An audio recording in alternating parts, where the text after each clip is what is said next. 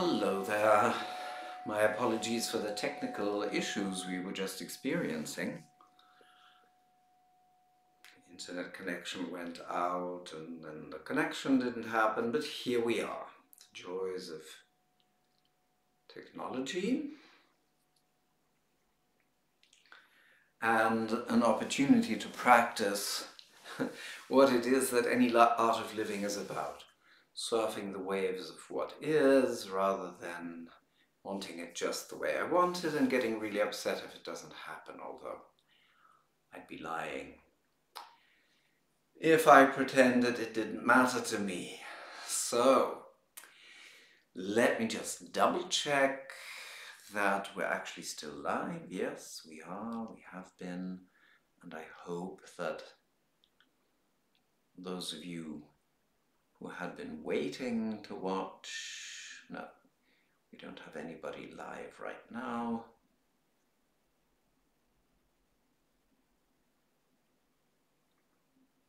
Okay, so we'll wait for a moment or two for people to come in and join.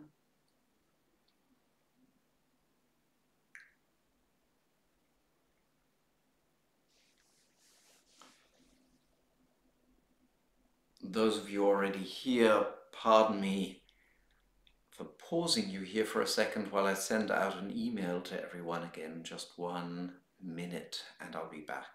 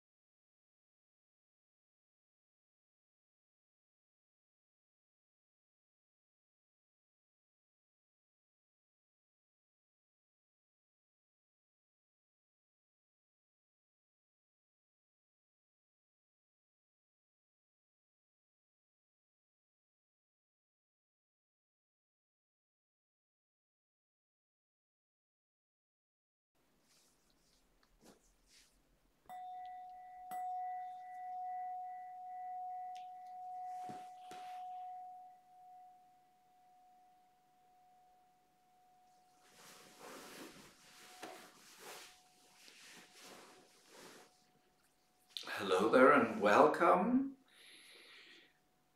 to the February live gathering, third attempt after technical issues getting live. We are live now and waiting for people to find us and join us. I've just sent out an email to everyone. So while those of us already here exhale and gather, we'll give those who are just now opening the email a chance to join us. I'll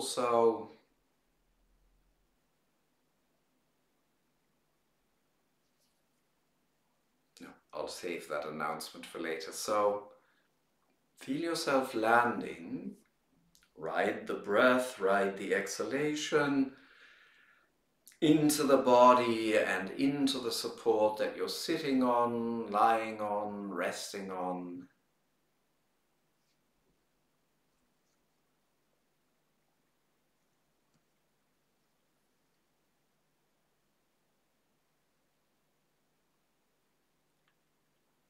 Going as deeply into the body and the physical presence in the moment as you can. Allowing every out-breath to take you all the way from head to toes, all the way from head to toes. Feel the full length of your body as much as you can.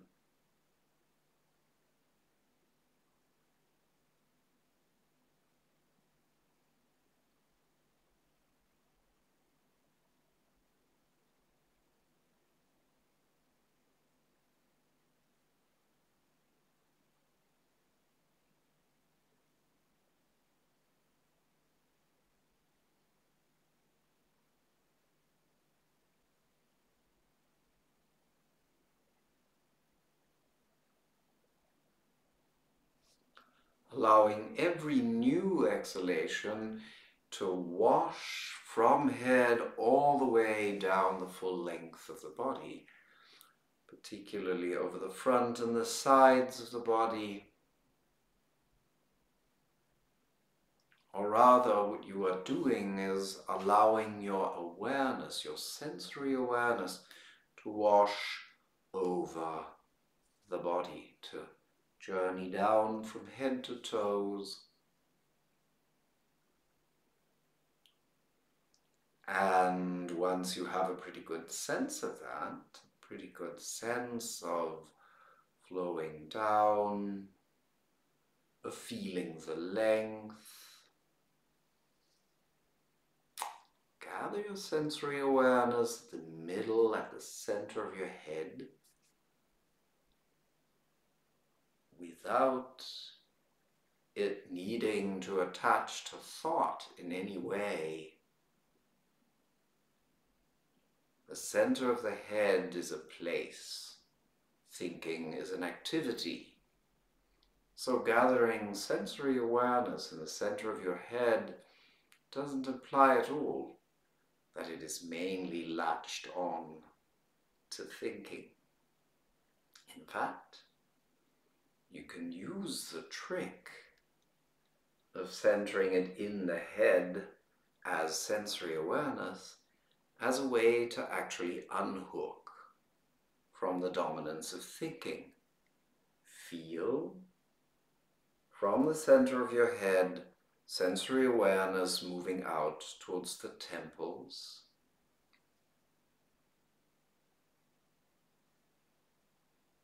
Feel the temples from within.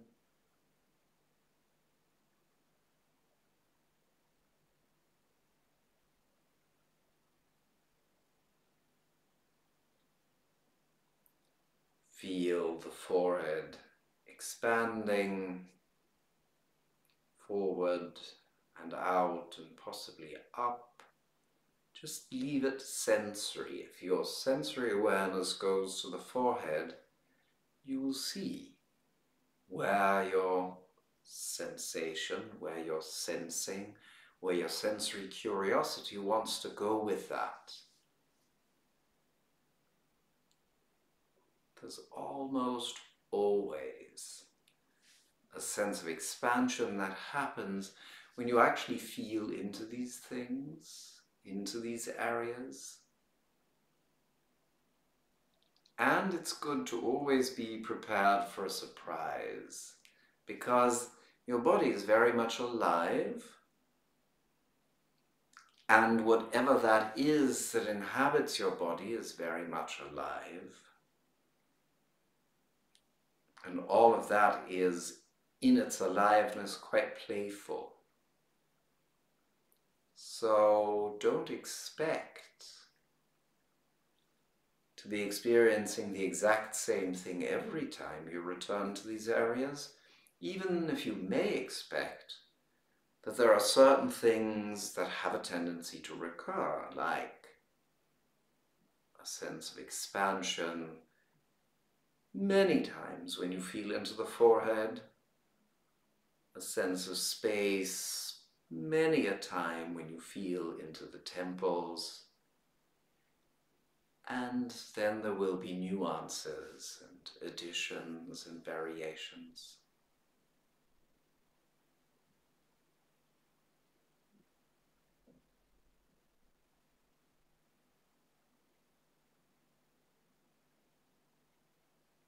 After a while, though,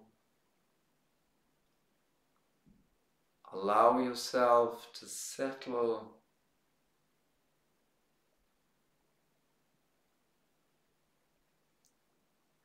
into observing and feeling the effect or echo that this has in the rest of your body and in the way you are feeling in general.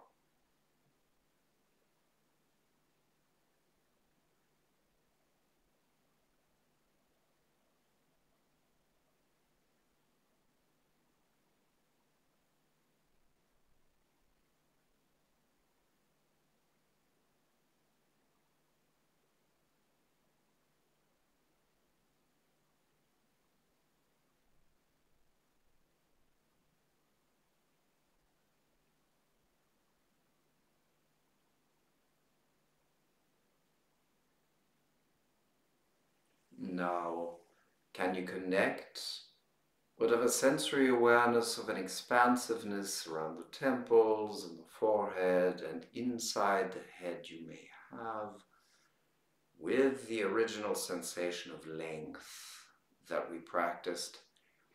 That sensation of, so, as you feel whatever space and spaciousness there is in and around your head, can you from that exhale again all the way down, letting your awareness wash over the full length of the body,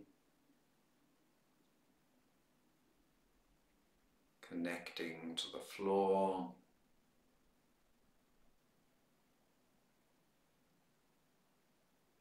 if your feet are standing on the floor.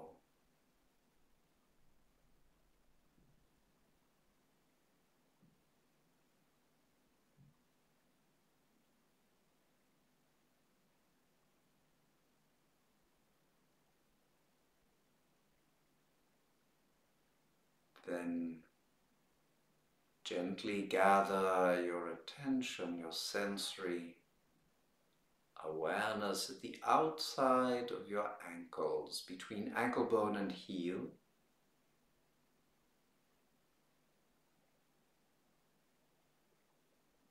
And from that area where in Jiu-Jitsu safety energy lock 16 lives,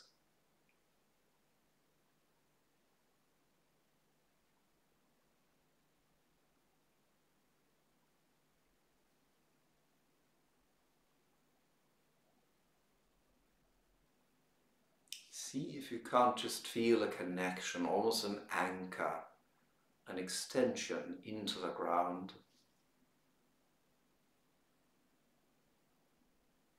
Something that at times feels almost like a lightning rod, something perfectly capable of letting any excess static of body, mind and spirit be evacuated into the ground.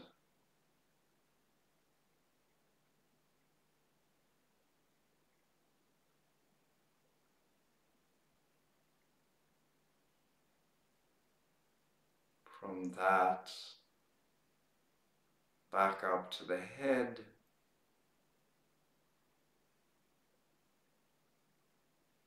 from the head back down into the earth.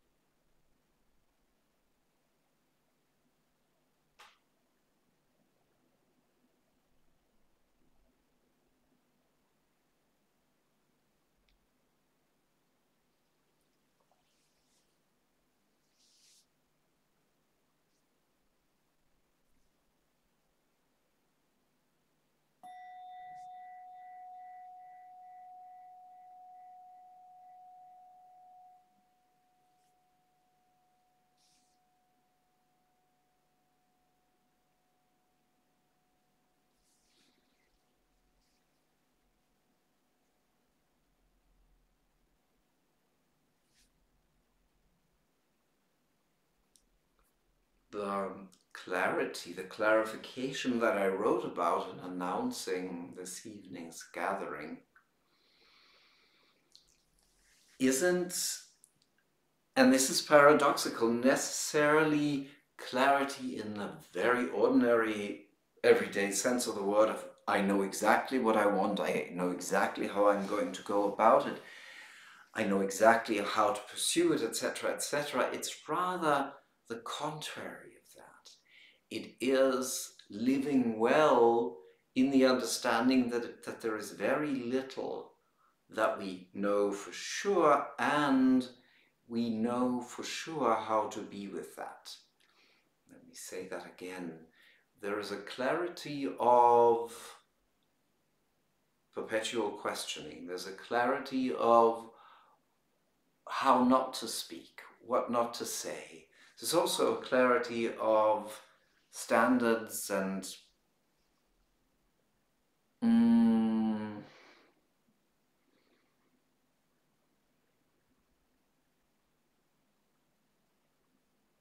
a line of ethical conduct to stand by. There is clarity in that sense that it concerns me and my uprightness, what feels upright to me. And clarity means there's a translucency, a permeability with that. In other words, energy flows through. This is clear. I stand vertically in that light of clearly knowing there are certain things I cannot say and will not do. So the clarity concerns me, whereas thinking I know exactly what you and they all ought to do strikes me as precisely the contrary of that. It strikes me as shadowy, as shady, as dubious, as something that cuts off the light in such a clear fashion that the more I live in Gall Bladder Function Energy, the less that is an option. It's an interesting paradox. Gall Bladder Function Energy I describe as the sharpest blade of the mind. It's true that your Aquarian nature, my Aquarian nature, that aspect symbolized by Aquarius in each one of us, is in certain ways, or in one way, the brightest and the sharpest instrument of discernment that we have, and yet it is not a sharp blade turned against the world or others. It is clarity within myself. So I'll keep my introductory remarks fairly short, because I have a lot on these sheets here, a lot of questions and remarks. So let me get right into those and possibly back to what I've been saying about gallbladder in the intro. I filmed Gall Bladder Function Energy. I filmed the February episode of the online study circle well before the episode was released, obviously, and before we had the Q&A for the previous chapter. And I was so thrilled about all that had come up in the filming of Gall Bladder Function Energy that I wrote the announcement for today's livecast as I programmed last month's livecast. So here I was, announcing January's livecast with a text that already pertained to February. And something about keeping the fire and the enthusiasm fresh when the moment you're writing that you feel that this is what the world needs right now. But we'll come back to how the times we're living in, that's a sentence I hesitate to use because it's overused, but truly this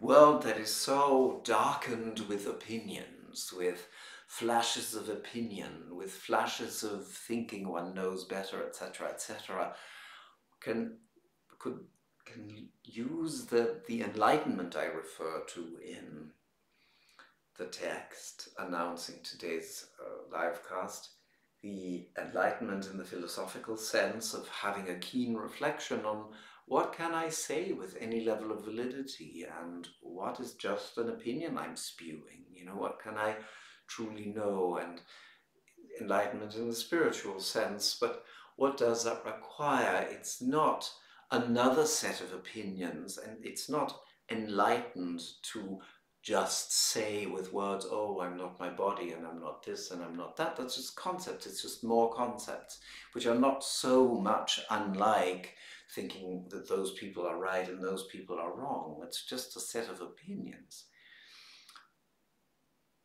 So either I feel that there is an aliveness that is much more subtle than the smaller range of things we often look at, or I might as well not be talking about it. And the same for opinions. Either I inhabit them with a kind of clarity of purpose and dignity that makes me see the other with as much respect as I see myself, or again, I might as well not speak. But anyway, I just went back to some of why I feel so passionate about Gall Bladder Function Energy, but you can look that all up in this month's online study circle. If you're not a member, be reminded that you can always sign up and cancel your subscription at any time. Also, a new subscription comes with a 14-day free trial period, so you can even cancel your subscription before those 2 weeks are up, and it won't cost you anything to have checked in. And however, I'll say that we're coming up on the very last month of the 15-month organ function energy discovery, and it might just be the moment this month or next month for you to consider whether you want the whole 15-month package with lifetime access. Anyway, let me get into today's question. Jana sent one just after last month's Q&A. She says, I have a question that's coming a bit late as pertains to umbilicus function energy. I'm just reading a book by Carlfried Durkheim. The book is called Hara, the earth center of the human being.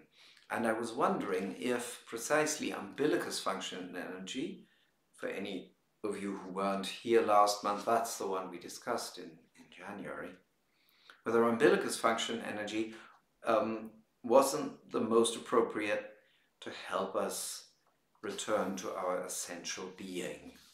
Yeah, that's actually very insightful and true, and you might want to include into that picture this whole final round of organ function energy through the 6th depth and the 3rd depth. So chest, finger, face, toe flow once again diaphragm function energy, because it helps me broaden my horizons, starts that journey of returning to my essential being.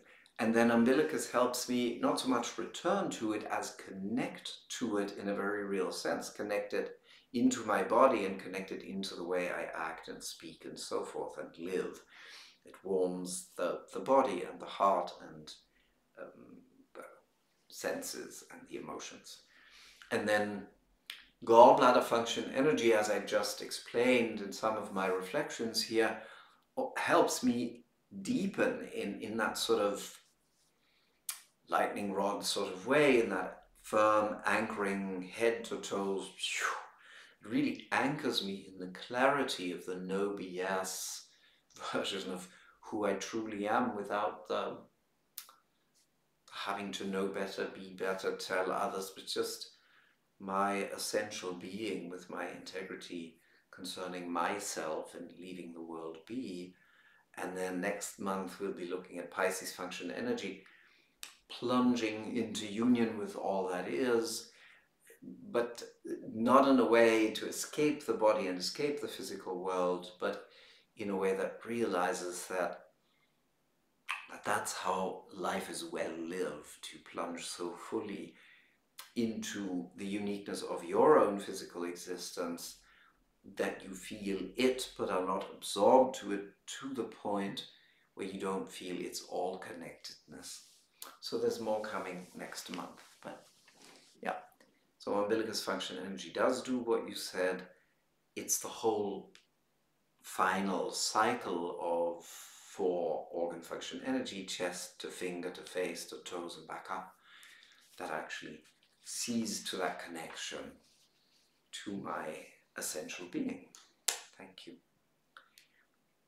Here come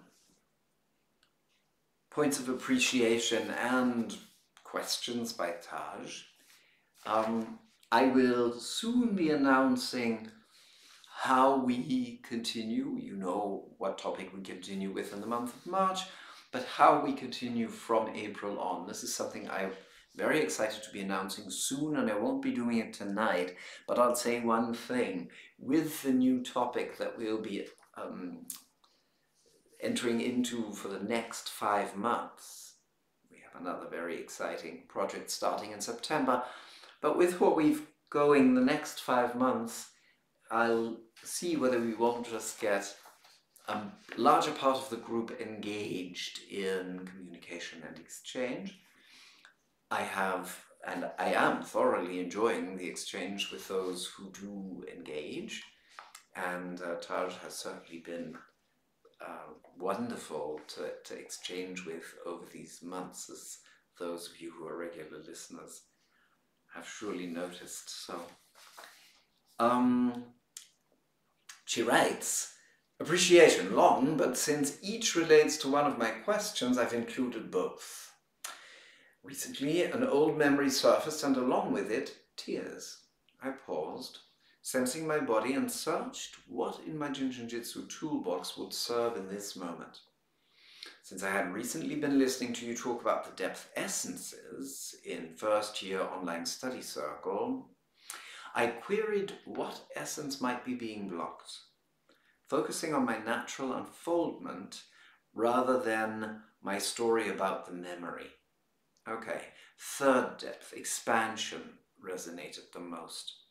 So I applied the extended finger flows with good success. Taj will be coming back to what she's here calling the extended finger flows or finger sequences. Actually, these are in Mary Burmeister's Self-Help Book 1. That book that seems so simple, and that for each of the depths, although it speaks of depths in the context of attitudes, but for each of the attitudes gives you not just a finger to hold, but along with that one finger to hold for that one attitude, gives you a finger sequence, an extended finger sequence. 3 of them have 3 fingers that they use. One of them has 2 steps, and one of them has 4 steps. That's what's being referred to here. Afterwards, I noticed how efficient in a wholeness sort of way it was to attend to where my expansion was being blocked. Very different from approaching my emotional weather from the starting point of an attitude. Thank you, Matthias. Your contribution to a depth essence orientation is priceless. Nice to have two options. One option, of course, being looking at third depth as anger. Oh, I'm looking at my anger. But then most people, this is the problem, think, oh, I shouldn't be so angry. Or, of course, they go and say, well, and I'm damn justified to be angry. I should be angry, but I'll hold my middle finger anyway. The bigger problem is often that once we are actually willing to acknowledge that we're angry, we're already feeling we shouldn't be, and then we hold our finger to try and be less angry. And that's problematic because the part of you that let that very strong energy well up in that form is just being told, okay, be less, you know.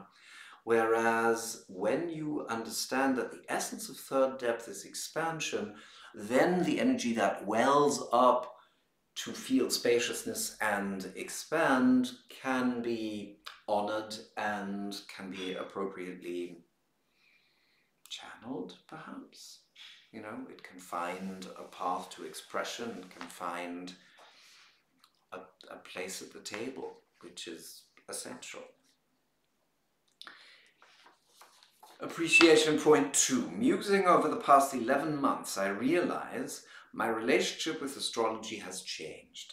Western astrology said I was one sign. Indian astrology said I was a different sign. Then there came the uniquely JSJ thing, where seasons and zodiac references do not match, according to my rules of matching. Ha! Where do I really fit, and do I really care? What came in this course is the usefulness of zodiac to help me better understand who a particular organ circulation segment was, which is, after all, the point of a metaphor.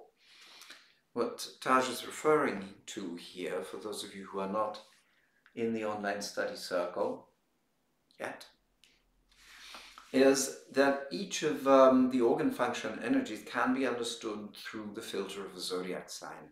And what I've been emphasizing month after month after month is that this is not to be understood in that limiting sense of if you were born under a certain sign, then that organ is your particular job. You know, it's just not, having a lung is not a matter of type, and it is not a matter of what time of year you are born. You just have a lung because that's how human bodies are made. And you don't need to choose between a lung and a large intestine because human bodies come equipped with both of those, and then some. Stomach, spleen, heart, small intestine. Obviously, as I go through the names of the organs, you realize you need them all and you have them all. And the zodiac signs help us understand the personality of each of those bodybuilding, life-building aspects of you and make us understand we each need to have, albeit our personal expressions of them, but we all need to have them. That's what Taj is referring to here. Plus the bonus of being relieved of the sign pigeonhole being, oh, you're a Libra, you better do your bladder flow. You know, no, anyone who has tightness anywhere on the back side of the body or muscle anything, or anyone who just simply wants to integrate the ability to value everything that shows up on your life path can use a bladder flow. It has nothing to do with when you were born. So, back to plus the bonus of being relieved of the sign pigeonhole and instead getting everything. Yay! I actually learned as much as I care to learn about astrology from your explanations. I also see why Mary would be tempted to match 12 organ segments with 12 zodiac signs as at their respective beginnings. flung with Aries. I'm glad she did, as I've benefited from that particular metaphoric juxtaposition. And you'll see my questions about seasons in the next section. But there's more. I took your invitation at the start of the course to look for expressions of the flow segment qualities in my daily life. The game was on. Sure enough, it seems like each month some of what was going on in my life fit with the flow of the month in a non-random way, similar to the way the daily 2-hour segments play out, but this time a connection to the cosmos. These rhythms feel more existential than metaphoric. Much appreciation for helping me open to this vaster and richer tapestry of life. Feels like the essence of this last group of 4, yes? So the essence of the last group of 4 is helping me open to this vaster and richer tapestry of life. Kind of keys back to Jana's question, doesn't it? And to my response. Opening, that connecting to the essential self, I believe was the term that she used. And I opened it up beyond umbilicus to the last group of 4 flows. Yeah. So, questions. Depths, depths, depths. It occurs to me that the seasons might be an expression of a depth in a way that zodiac signs are not, meaning less metaphoric and more existential. Whichever it is, I've never heard any elaboration about seasons and depths. Would you be willing to give one of your broad-brushed overviews of how the season connection adds to an understanding of depth essence, please?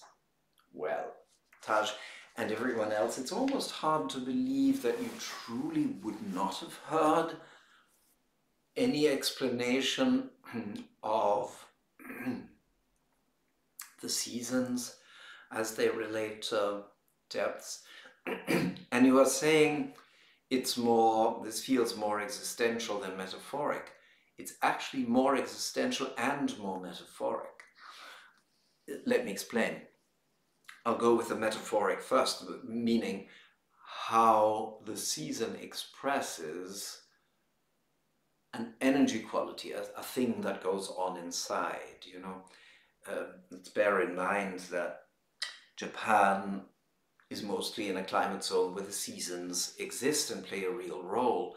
You know, Europe and much of the United States, etc. is too, but vast parts of the world are not. And then, of course, there's the whole Northern Hemisphere, Southern Hemisphere story. But regardless of where we live and what climate we live in, we understand that there is something that is just the beginning, that is, you can almost not feel the new life that's coming up, but sure enough, it's coming. That's a springtime essence. Something is just springing up. It's called the spring because of that season, you know. So the first green that comes up.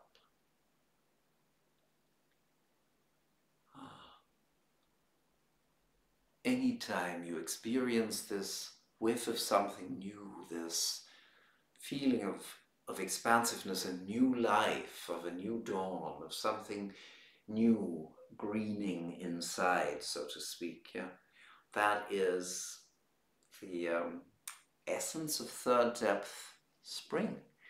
It's also the beginning of the order of transformation. When you listen to a person's pulse or to the pulsation of a safety energy lock or a couple of them, in the beginning there's nothing, and then something comes alive. There's the springtime of the coming alive of the safety energy lock. So you see, it's highly metaphorical. I'll go on and tell you the story, but I remember teaching something about this in, I believe it was Singapore, and I've taught classes in different regions that are just simply not subject to the season. I mean, to the seasons much. There are parts of the year that are more rainy in Singapore than the rest of the year, but the temperature generally ranges between 28 centigrade and 28 centigrade. I mean, I'm exaggerating, but it's temperature is pretty stable.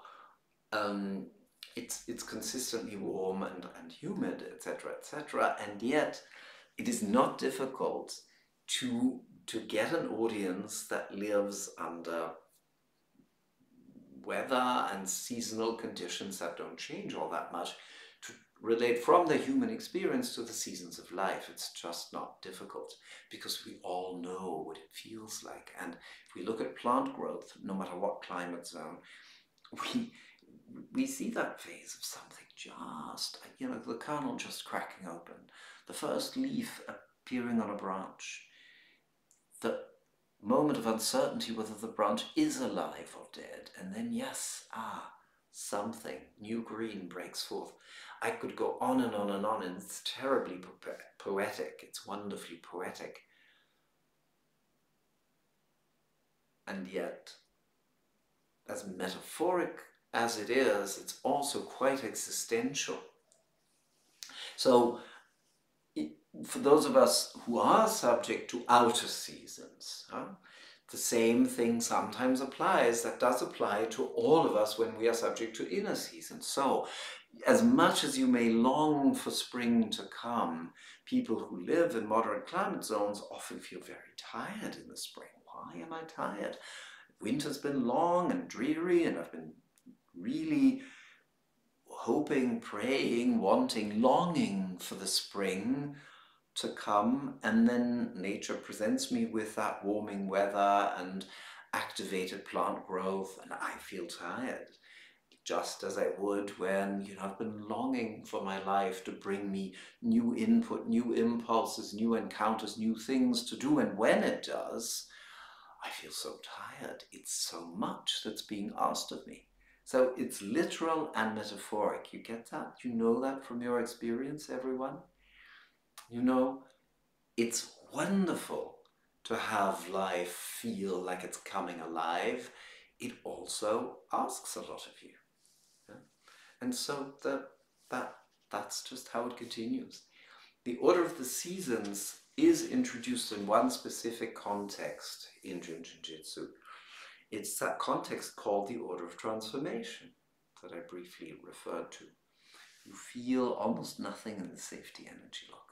Third depth, but then it becomes very vivid and strong and loud, and yes, now we're really going for it, and there's fire behind the pulsation in the energy lock or the pulse, or that dream of, oh gee, wouldn't it be nice if something changed, that is so third depth, so springtimey, now turns into you being all aflame in the pursuit of that project. You really want it, so you're hot, hot sun of summer, the hot summer sun.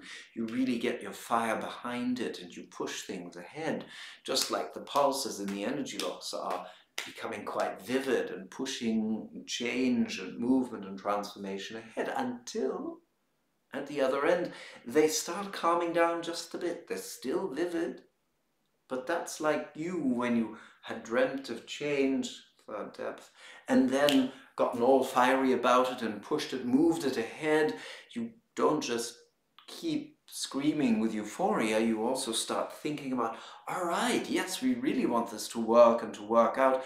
What do we do? How do we do it? How do we shape it? Who do we do it with? So that first at the height of summer, things, the fruit, are beginning to take shape. No, it's not time to pluck them yet. But, yep, they are beginning to take shape and even color at the height of summer. They'll be ripe to pick in the autumn. So, that season of harvest, symbolized through autumn, is something we all know. Literally, wherever you live, climate-wise, the time when a fruit is ripe to pick is a very different time. Even if you live in a climate zone where all of this happens all the time, you know the difference between a ripe mango and one that had better not yet be picked. You know the time of a ripe project and one that had better not yet be picked. but left on the vine a bit longer, on the tree a bit longer, on the desk a bit longer, on the hard drive a bit longer, until it has matured here and there and is ripe to pluck. So that's an autumn moment. Second depth, that's when the pulsation of the energy lock becomes so solid to the touch that it's almost boring, perhaps, almost a bit dull, perhaps, but at the same time it just feels nice that it's come to this, you know. The pop song, we built it up and built it up and built it up, and now it's solid. Solid as a rock. That's what this love is. I love the fact that in the refrain of that song, that many of you will know, there are 3 steps of built it up.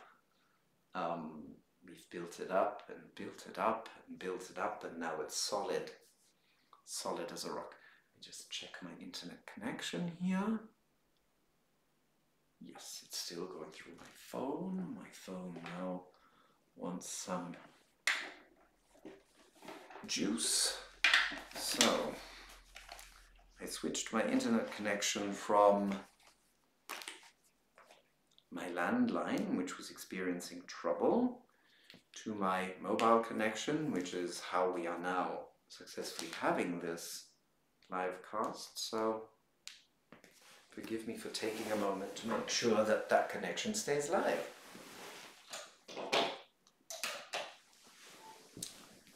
There.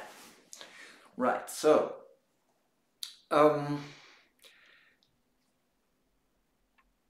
after the harvest comes the winter, you know, and those winter moments, the moments of rest, the moments when we draw on the richness of the harvest that we are conserving, that we're preserving, that we are keeping, you know, the insights from the transformation when it finally matured, the insights, the income, the new ideas. But right now, the winter period is not yet using new ideas to start the whole cycle from the beginning again. The winter moment, or why the season of winter symbolizes that stage of transformation, is because something is calming down, something is solidifying, but something's also being released.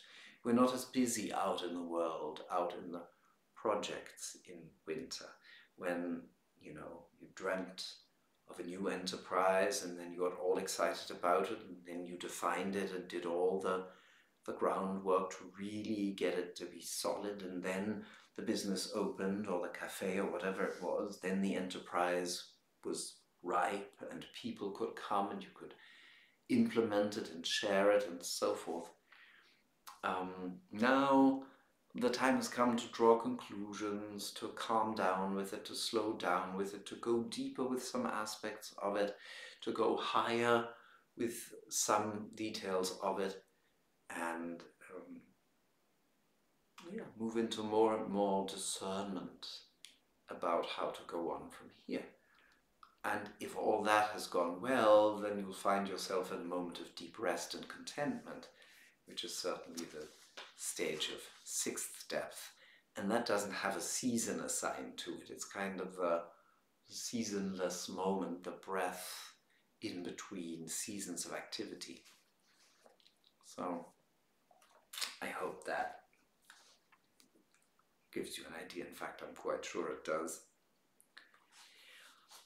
In your level 1 foundational course, self-help section, for your chapter on 2nd depth, you gave the logic behind the extended finger sequences, meaning each finger in the sequence is related either to a depth, an organ, or a circulation pattern.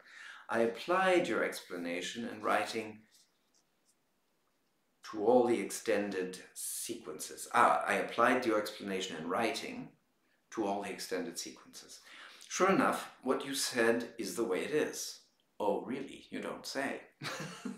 Attached below for any additions or deletions. But more than that, it was a worthy exercise to bring together all I've been learning since this class started last year.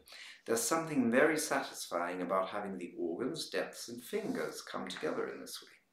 Two questions. Does the order of the extended sequence matter in my holding of them?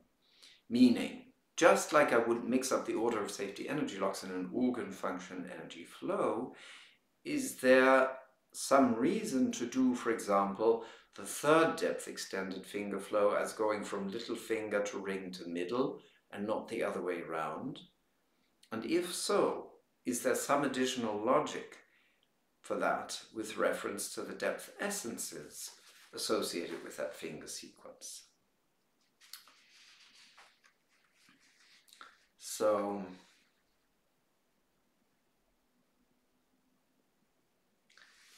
all right, I was having a look at your, at the listing of all these things in detail. I presume there probably is a reason that, you know, for first depth it's this, for second depth, so for first depth it is this, for fourth depth it is this, and then for third depth they're presented in that way because they're presented in Mary Self-Help Book 1 in the order of worry, fear, anger, sadness, and pretense. So that's why I went through them this way. So this, then you have this, so why not have this, you would think. But there is expressly the instruction to start with the little finger. There must be a reason to it, and that's really all I know about it. And that's why I was having a glance at this, is the order of which logic is held first, which second, and which last. Is that order something that runs equally through all of them? I don't know.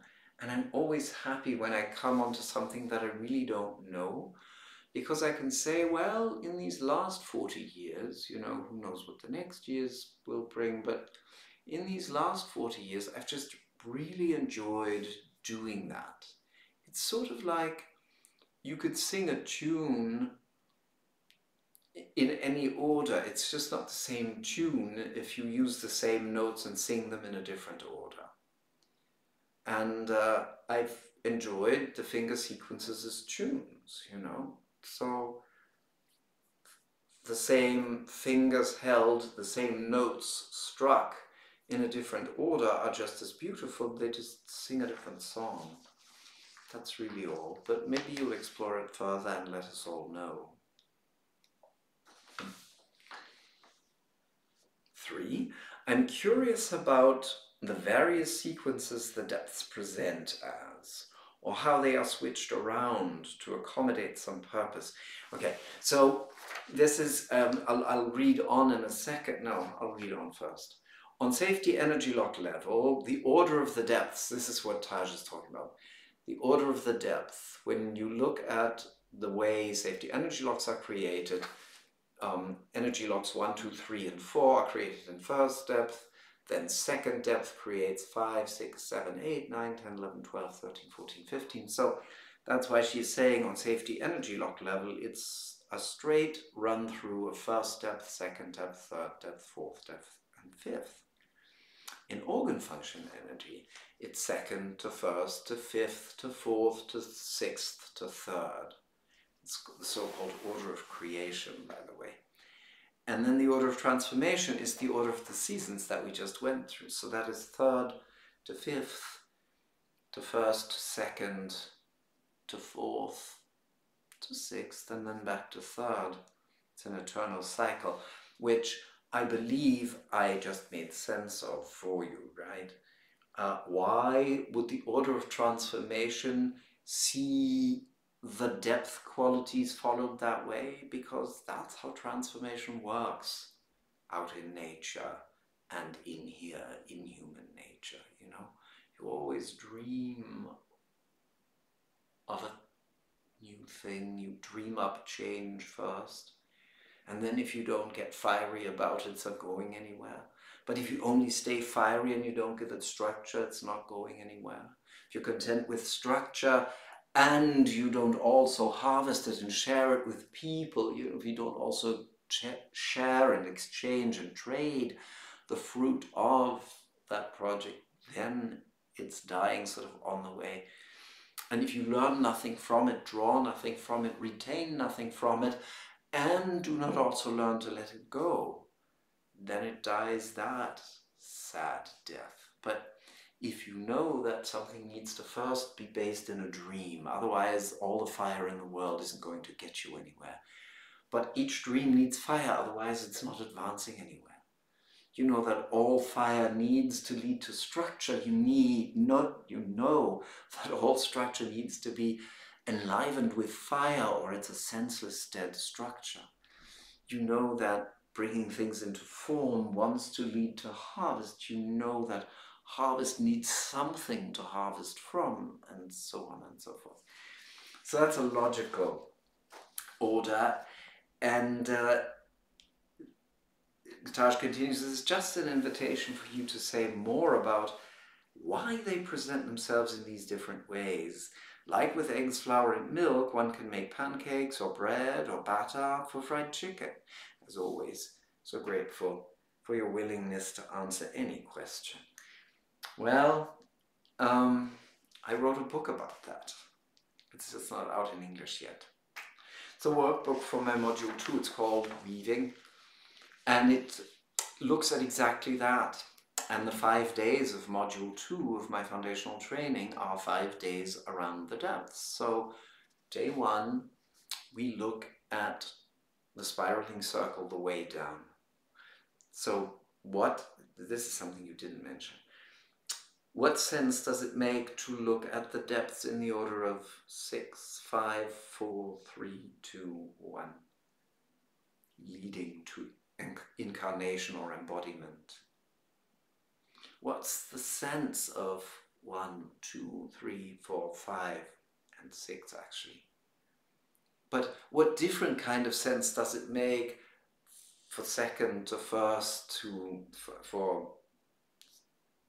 second to first to fifth to fourth to sixth to third depth? I approach that in my writing, in that book, to give people a sense, give readers a sense, give participants a sense of what beauty and logic I see in it, but just as much to invite them to find the sense it makes to them. In the interest of time, I'll give you just a quick bite, a quick glance of that, and I'll do it in the order of 6th, 5th, 4th, the spiraling circle on the way down.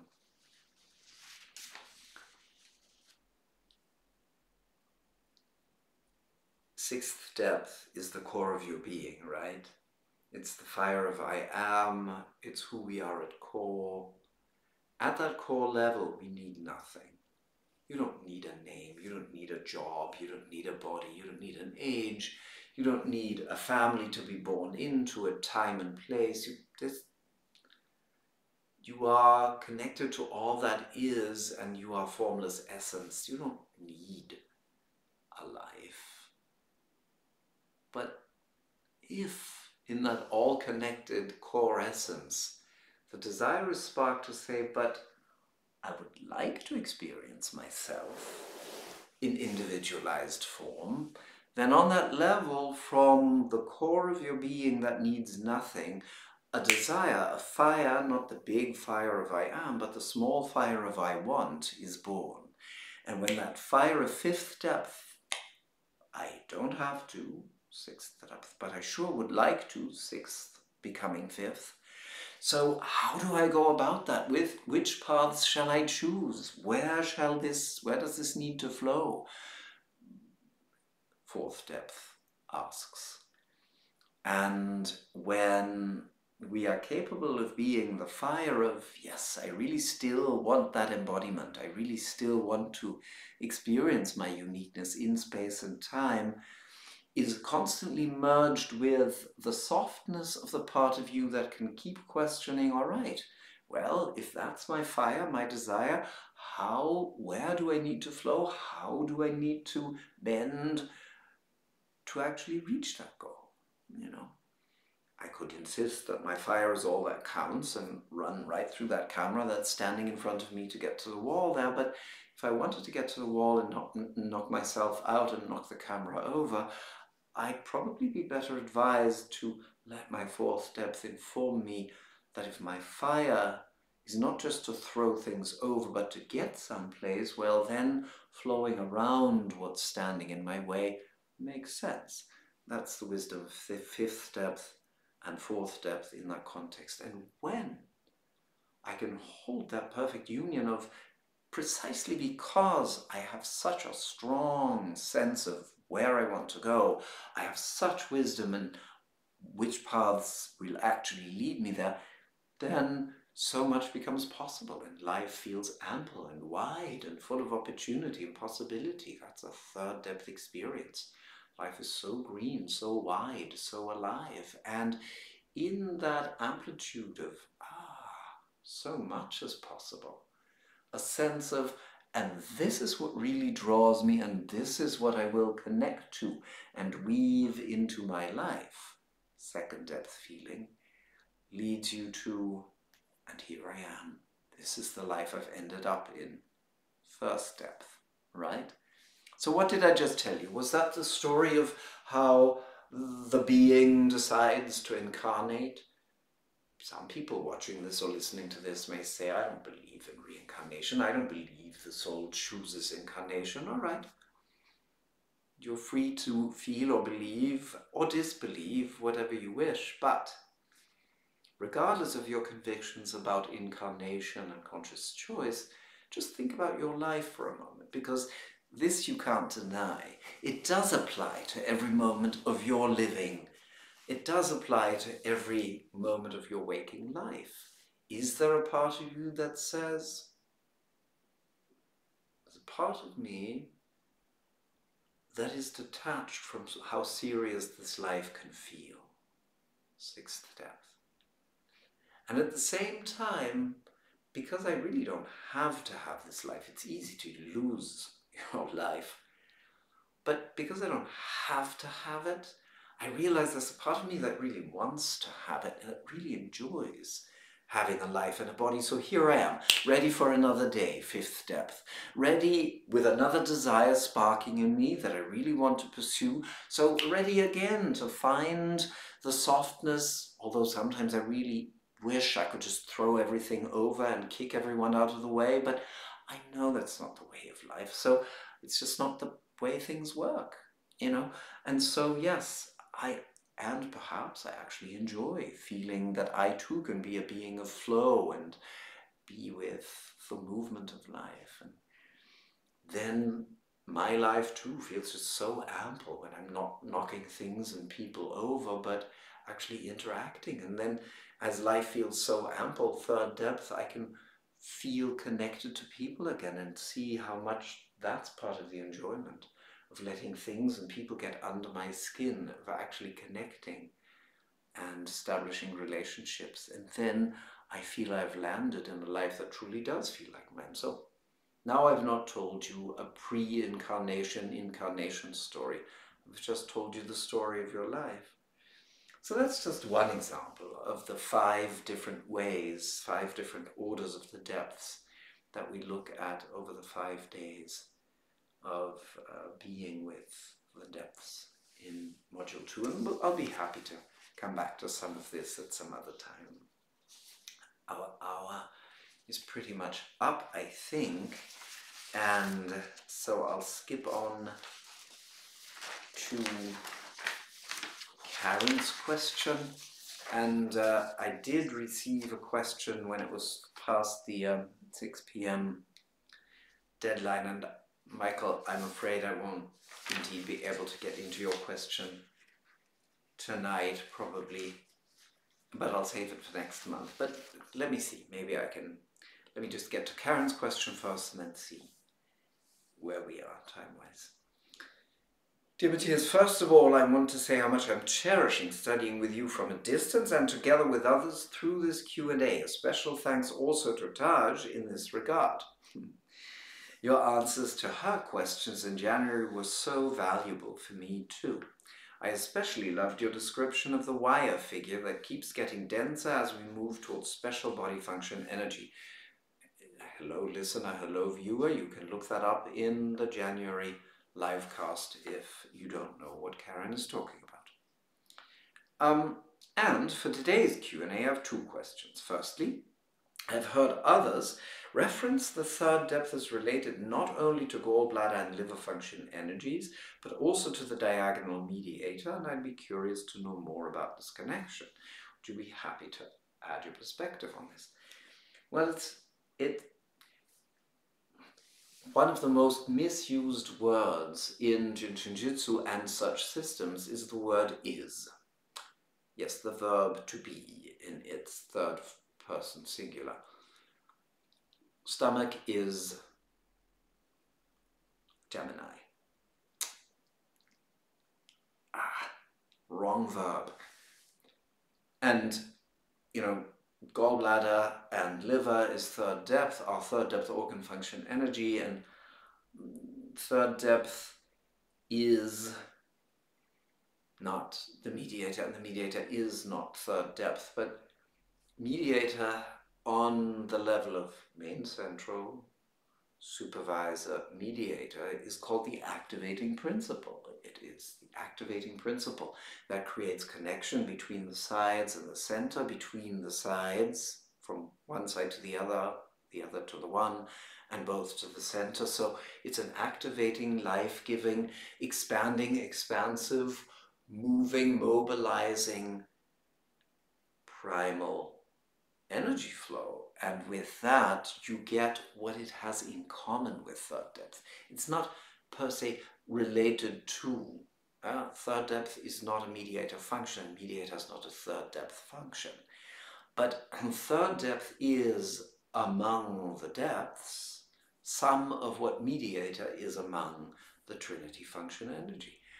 Third depth, which we have sung amply during this evening's Q&A, as the energy of springtime and new beginnings, the activating new life, bringing movement to body, mind, and spirit energy.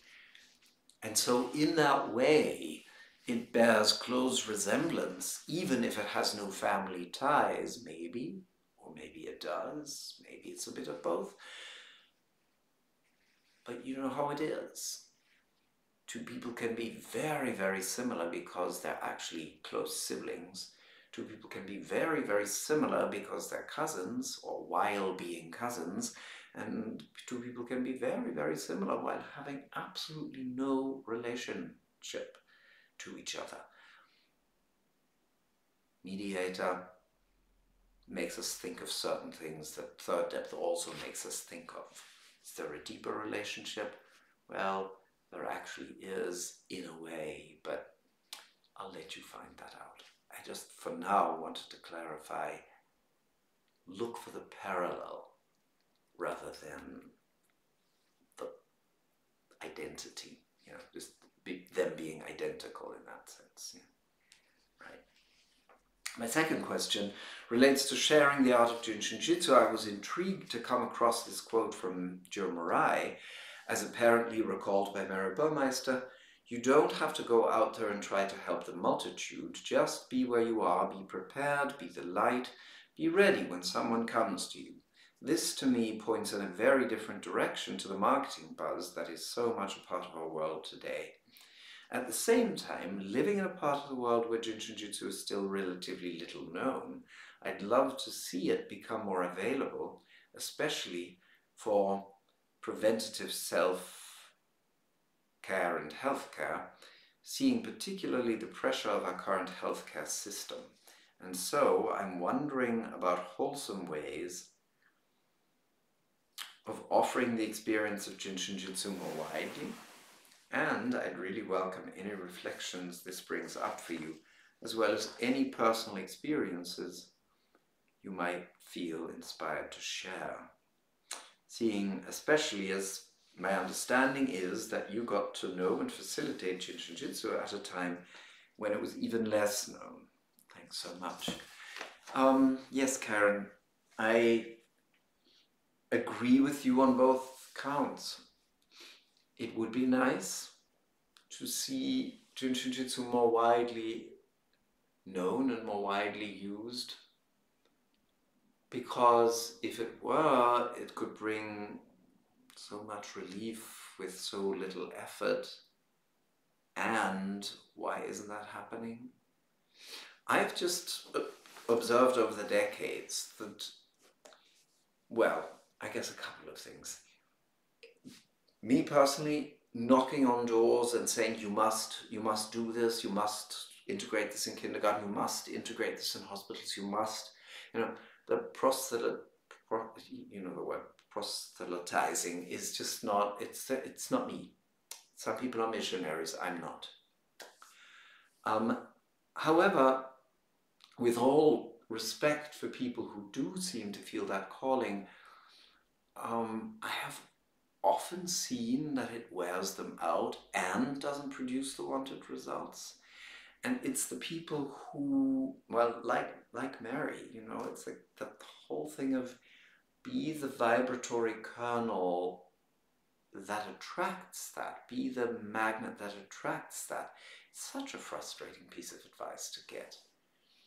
And yet, that's what I've seen more than anything else. Why were Mary's classes always huge? Why are classes just not that big anymore? I don't think it's...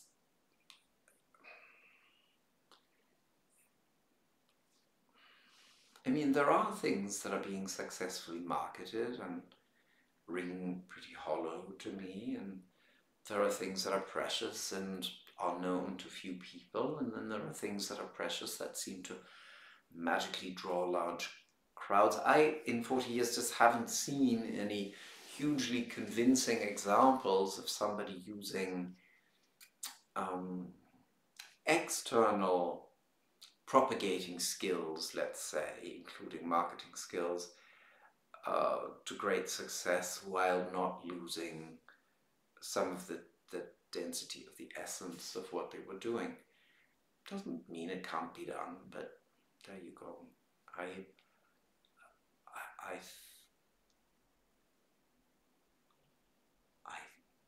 do think the most important job of a Jiu-Jitsu practitioner and self-help teacher is to strongly know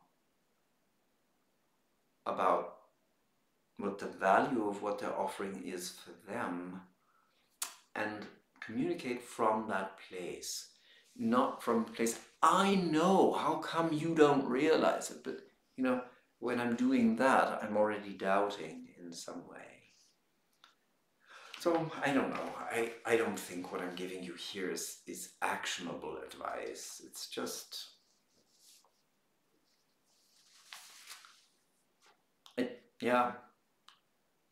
It would be lovely if it spread more, and the reason it isn't spreading more is because the key message that Jiu-Jitsu is spreading that involves individual responsibility is a hard one to receive.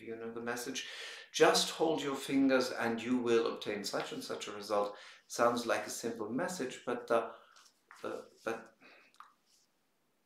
very idea that in many places where life feels difficult, it could be simple, is anything between unbelievable and even offensive to a lot of people.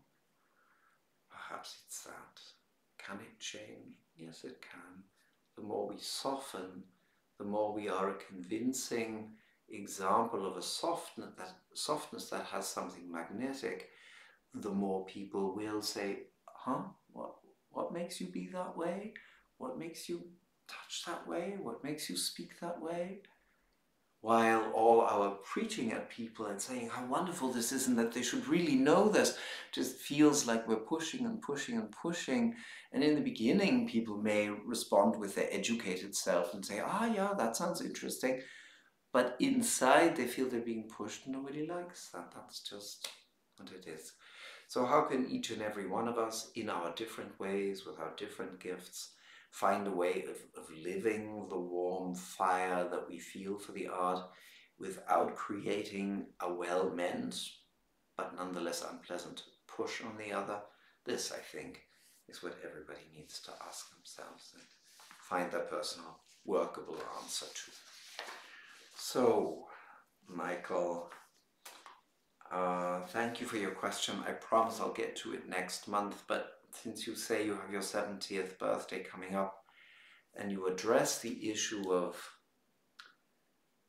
choices to make, I know gallbladder has a reputation for helping us decide, and indecision and undecisiveness is something that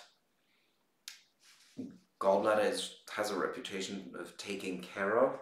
But go back to what I said in the beginning of this evening about the clarity inside, you know, rather than looking at the same array of things you may have to choose between, and saying, oh gallbladder, come on and help me, and